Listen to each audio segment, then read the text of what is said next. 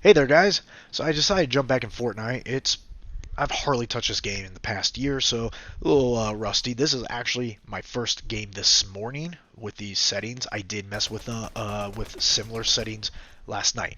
I am running with 20 times acceleration from a low end sensitivity of 2.5 to a high end of 50 real world sensitivity.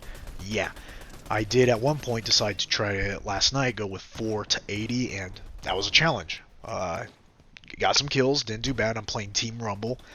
I'm not much of a builder, but that aside from the point, it was a little more challenging. One thing I noticed was, yeah, I can translate some of the settings from Call of Duty to Fortnite. The only thing was I had to keep tweaking my low end sensitivity. In Fortnite, I needed a lower low end sensitivity to help maintain steadying. I think it's just how the games play. Third person, first person. In Fortnite, I have a lot more long range to mid range engagements, where Call of Duty is much more close range to mid range, and they just play a little bit different. But yeah, this game, as you'll see, I honestly I thought I did pretty good. Especially since I hardly play in Fortnite. You'll see, like just now, every now and then I'm going to be tweaking my max end threshold just to kind of get a bit steadier low end. You'll see there's still jitters that kind of occur at times and making fine movements tad shaky. I'm still gonna tweak it. And one of the things I think I gotta do is start adjusting my aim and scoped sensitivities just down a little bit, because I do like my hip fire where it feels, but it's the zooms I have to, I think, just tweak down a little bit. One thing I've had to deal with, that is much more prevalent in Fortnite, and luckily not so much in this gameplay, but in last night in past gameplays it was got pretty ugly, is recentering.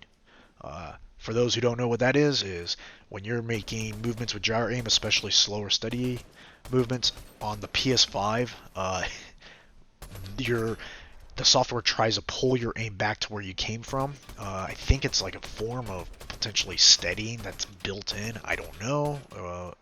Could be maybe just a bug.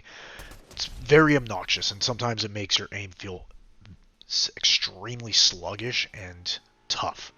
Uh, it is more noticeable when you crank your sensitivity up a lot. So yes, I have been noticing it a bit more, even in Call of Duty where I didn't in the past, with lower sensitivity from say 3 to 6 or something like that.